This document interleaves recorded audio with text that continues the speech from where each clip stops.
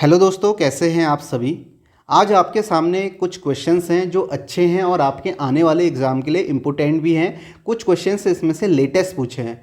आप सभी को क्या करना है, पहले खुद से क्वेश्चन को करना है। आपको कुछ समय देना है। जितना समय आप सोचो कि मैं इसे एग्ज़ाम में दूंगा, उतना ही समय आपको इसे देना है और खुद से ट्राई करना है सभी क्वेश्चनों को। इसमें से कुछ क्वेश्चंस अभी लेटेस्ट पूछे हुए हैं। इसी टाइप के पैटर्न आपको आगे भी देखने को मिलेंगे। जैसे आपके सामने एक क्वेश्चन पहला है, ये आपका नंबर सीरीज का है। पहले खुद से आप सभी ज़रूर करना। दूसरा क्वेश्चन जो है आपके सामने, ये आपका कोडिंग डिकोडिंग का। अभी ये किसी ने पूछा, लेटेस्ट CHSL में ये पूछा हुआ क्वेश्चन है, तो खुद से ज़रूर करना। तभी आपको पता चलेगा कि ये आसान है या टफ है। अगर मुझे देखते हुए आप सोचोगे, देखोगे मुझे करते हुए, तब तो आपको लगेगा ये तो बहुत ही आसान है। जब खुद से करोगे तभी आपको रियलिटी में पता चलेगा कि ये आपका क्वेश्चन आसान है या टफ है। तो ये क्वेश्चन आपको करना है कोडिंग डिकोडिंग का। उसके बाद ये आपका एनालॉजी का क्वेश्चन है, नंबर एनालॉजी का, इसे करना है। उसके बाद ये भी आपका नंबर सीरीज का है, इसे आपको खुद से करना है। तो हम यहाँ पे पहले क्वेश्चन को करते हैं। जैसे आप देखोगे यहाँ पे नंबर सीरीज का क्वेश्चन है, ये आपका एग्जाम में पूछा हुआ क्वेश्चन ही है। अब यहाँ पे आपको पॉइंट देख के घबराना नहीं है। जैसे आपने पॉइंट देखा तो आपको ये नहीं सोचना है कि यार पता नहीं क्या ही लॉजिक होगा, आसान लॉजिक हो सकता है। आपको एक चीज़ यहाँ पे कॉमन दिख रही होगी। सबसे पहले 1244 है, फिर देखो 624 है, फिर 314 है, फिर 81 है, फिर 42 है। आप देखो ये नंबर जो यहाँ पे आपको दिख रहा है, ये नंबर आपको कम होते हुए नजर आ रहा होगा, कम होते हुए नजर आ रहा है। यानी कि आप कह सकते हो अगर 1244 से 624 देखोगे, बिल्कुल आपको आधा नंबर कम हो, आधा दिख रहा है, उसका आधा आपको आसपास दिख रहा है। तो आप यहाँ पे कह सकते हो, मैंने आपको बताया है, अगर आप बड़े नंबर की तरफ जाओगे मल्टीप्लाई करोगे, छोटी की तरफ जाना है तो आपको कहीं ना कहीं डिवाइड करना होगा। अब आप देखो 1244 से 624 आना है, तो मैं यहाँ पे क्या कर सकता हूँ, डिवाइड करके देख सकता हूँ। 1244 को मैं डिवाइड करता हूँ 624 चाहिए, कहीं ना कहीं 2 से करूँगा, हाफ ही करूँगा, तो हाफ करता तो आप देखोगे 2 छक्का 12, 2 दूनी 4, 2 दूनी 4, तो मुझे क्या मिला 622। जबकि मुझे 624 चाहिए, तो मैंने यहाँ पे क्या ऐड कर दिया, 2 ऐड कर दिया, तो मुझे क्या मिल गया 624। तो अब देखो पहले नंबर से दूसरे में कैसे आया, 2 से डिवाइड किया, 2 ऐड किया, दूसरा नंबर मिला। फिर 624 से 314 जाना। अब देख के भी आपको अब समझ में आ गया होगा, आधा नंबर है तो 2 से डिवाइड करूँगा तो आप देखोगे कितना आएगा 312, और प्लस 2 ऐड करूँगा तो मुझे कितना मिल जाएगा 314 मिल जाएगा। तो 314 है। फिर नेक्स्ट में क्या करूँगा, 314 को फिर से 2 से डिवाइड करूँगा, तो आप यहाँ पे देखोगे कितना आएगा, 2 एकम 2, 2 पंचे 10 और 2 सत्ते 14, 157 आएगा। इसमें 2 ऐड करूँगा तो मुझे कितना मिल जाएगा 159 मिल जाएगा। तो आप देखो इसका राइट आंसर क्या हो जाएगा, सेकंड ऑप्शन 159 हो जाएगा। आपको पॉइंट देख के बिल्कुल घबराना नहीं है, बस आप देखो नंबर यहाँ पे पैटर्न किस तरीके से है। तो इस तरीके का पैटर्न भी पूछा जा सकता है। आगे आप इसे 2 से डिवाइड करोगे तो आपका कितना आएगा, 2 सत्ते 14, 2 नम 18, 2 पंचे 10, 79.5 आएगा। इसमें आप 2 ऐड करोगे तो आपको कितना मिल जाएगा 81.5 मिल जाएगा। आगे आप इसका हाफ करोगे, फिर उसमें 2 ऐड करोगे तो 81.5 का हाफ करो, आपको कितना मिलेगा। आप देखोगे यहाँ पे 2 चक्को 8 और यहाँ पे आपका 0 और आपका ये पॉइंट हो जाएगा 2 सत्ते 14 और 1 2 पंचे 10, 40.75 मिलेगा। इसमें 2 ऐड करोगे तो आपको कितना मिल जाएगा 42.75 मिल जाएगा। तो ये आप यहाँ पे देख सकते हो। इस पैटर्न को आपको ध्यान में भी रखना है, या आप यहाँ से भी ऐसे चल सकते हो। अगर आप देखोगे 2 से मल्टीप्लाई करोगे, 2 ऐड कर दोगे, तब भी आपको नंबर मिल जाएगा। तो इसका राइट आंसर यहाँ पे क्या है, आपका सेकेंड ऑप्शन है। नेक्स्ट क्वेश्चन देखते हैं। माइनस करोगे, ठीक है, तो आपको नेक्स्ट नंबर मिल जाएगा अगर आप रिवर्स में चलते हो। नेक्स्ट देखो कोडिंग डिकोडिंग का क्वेश्चन है। इसे पहले खुद से करो, खुद से करोगे तभी आपको समझ में आएगा और आप देखोगे पैटर्न है क्या। अब देखो फॉन्ट को यहाँ पे 714 लिखा हुआ है और ग्लू को यहाँ पे 494 लिखा है। जोक को आपको बताना। अब इसमें पैटर्न क्या है, FONT, ये आपका लेटेस्ट CHSL में पूछा हुआ क्वेश्चन है।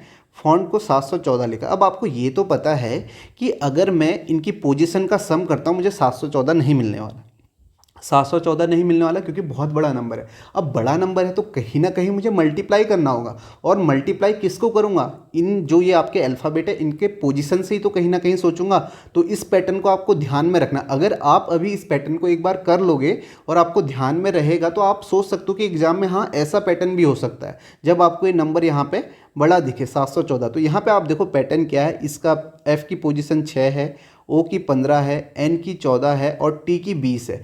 आप देखो अगर आप इन दोनों का सम करते हो 6 और 15 का, तो आपको यहाँ पे मिलेगा 21, और 14 प्लस 20 का सम करते हो तो आपको यहाँ पे मिलेगा 34।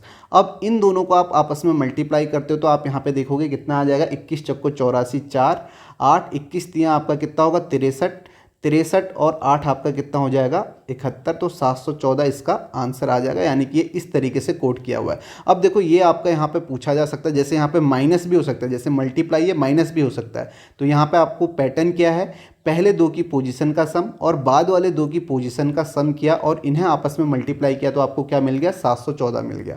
ध्यान में कैसे रख सकते हो वो भी मैंने आपको बता दिया, बड़ा नंबर है और एक बार प्रैक्टिस भी आपकी हो जाएगी तो आपको समझ में आ जाएगा ये पैटर्न यहाँ पे लग रहा है। नेक्स्ट आप देखो ग्लू को आप कैसे करोगे, ये क्वेश्चन मुझसे किसी ने पूछा था और ऐसे पैटर्न मैंने पहले भी आपको करवाए हुए हैं। आप देखोगे ग्लू यहाँ पे सेम पैटर्न आप लगाओगे, जी की पोजीशन 7 है, 12, 21 और 5। हमें क्या करना है, इन दोनों का सम करना है और आपस में मल्टीप्लाई करना है। तो 7 और 12 19 हो गया, 21 और 5 कितना हो गया, 26 हो गया।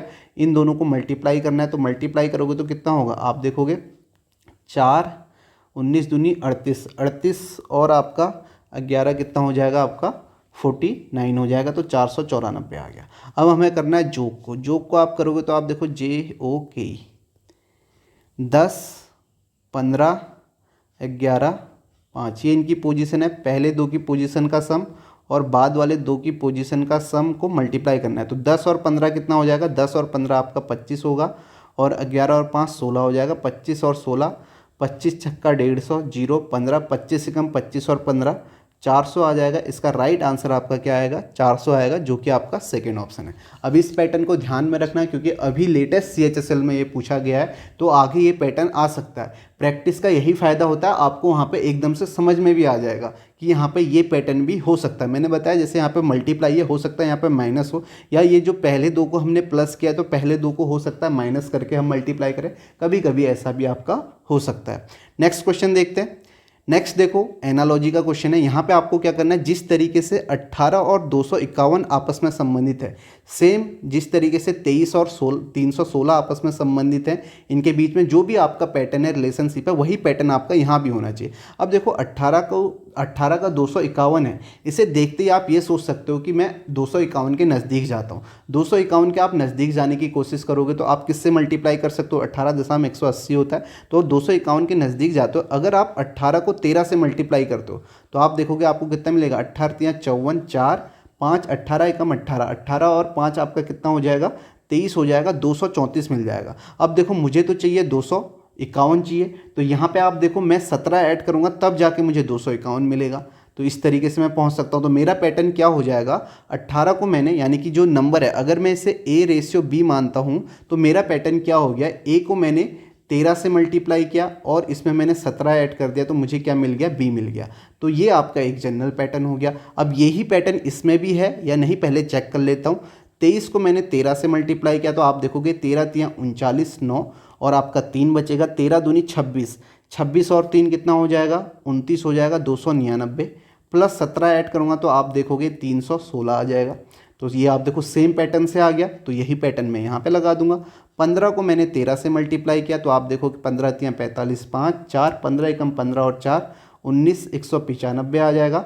इसमें मैं 17 ऐड करूँगा तो आप देखोगे 5 आप ऐड करोगे तो 2 आप किस में पहुँच जाओगे, 200 पे 12 और है 212 इसका आंसर आ जाएगा, जो कि आपका ऑप्शन कौन सा है, फोर्थ ऑप्शन है। ये क्वेश्चन भी मुझसे पूछा गया था, मैंने आप मतलब मुझसे किसी बच्चे ने पूछा था, तो मैं आप सभी को बता दे रहा हूँ। ये पैटर्न भी आपका काफ़ी बार पूछा जाता है, नंबर के आपको नज़दीक जाना पड़ता है। आप स्क्वायर करके देख सकते हो, स्क्वायर करके माइनस आप आ सकते हो। ये सारे पैटर्न आपको मैंने पहले भी बताए हुए हैं और इस टाइप के पैटर्न पहले भी हैं। ये 17 जो है यहाँ पे फिक्स नंबर है। कभी कभी ऐसा भी हो सकता है कि 18 को 13 से मल्टीप्लाई किया और 18 से 1 कम 17 ऐड कर दिया, फिर 23 को 13 से मल्टीप्लाई किया, 23 से 1 कम 22 ऐड कर दिया। ऐसा पैटर्न भी आपको आगे देखने को मिल सकता है। जैसे मैं यहाँ पे प्लस कर रहा हूँ, कभी कभी ऐसा हो सकता है कि माइनस भी हो सकता है। +17 किया, +17, कभी कभी माइनस भी हो सकता है। वो आपको नंबर देख के पता चलेगा कि नंबर पे है क्या, ऐड करना है या माइनस करना है। तो ये पैटर्न भी आपको यहाँ पे ध्यान में रखना। काफ़ी बार ऐसे पैटर्न पूछे जाते हैं, नंबर के हमें नज़दीक जाना होता है, तो आप इस तरीके से इसे देख सकते हो। नेक्स्ट क्वेश्चन देखो, इसमें आपको बताना है चौथे बॉक्स में 4 अंकों की कौन सी संख्या अनुपस्थित है। चौथे बॉक्स में आपको बताना है, देखो 663 है, 951 है, 1243 है। आप यहाँ पे गैप भी देख सकते हो, 951 है, 1243 है, क्वेश्चन मार्क है, 1823 है।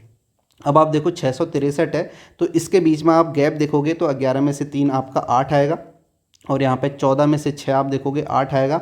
8 में से 6 288 का गैप है। आगे आप गैप देखोगे 3 में से 1 2, फिर 14 में से 5 9, और 11 में से 9 देखोगे 292। अब देखो यहाँ पे आगे हम बता नहीं सकते कि क्या गैप हो सकता है, लेकिन हम आइडिया लगाएंगे। देखो 288 है, 292 हो सकता है, यहाँ पे 4 4 का गैप हो, इस तरीके से 4 का गैप हो, फिर 4 296 होना चाहिए। अगर 296 का गैप होता तो 6 3 9 होना चाहिए था यूनिट डिजिट, ऑप्शन में कहीं भी 9 नहीं है, तो इसका मतलब 4 का गैप नहीं है। 4 का गैप नहीं है तो और क्या गैप हो सकता है, आप ये बोल सकते हो कि क्या पता ऐसा अल्टरनेट चल रहा हो, पहले 288 का गैप है, फिर 292 का गैप है, उसके बाद फिर से 288 का गैप हो, ऐसा हो सकता है। आपको ऐसे देखना है, तो मैं ऐसे देख के कर लेता हूँ कि यहाँ पे ऐसा हो सकता है कि पहले 288 का गैप, फिर 292 का, फिर से 288 का होगा।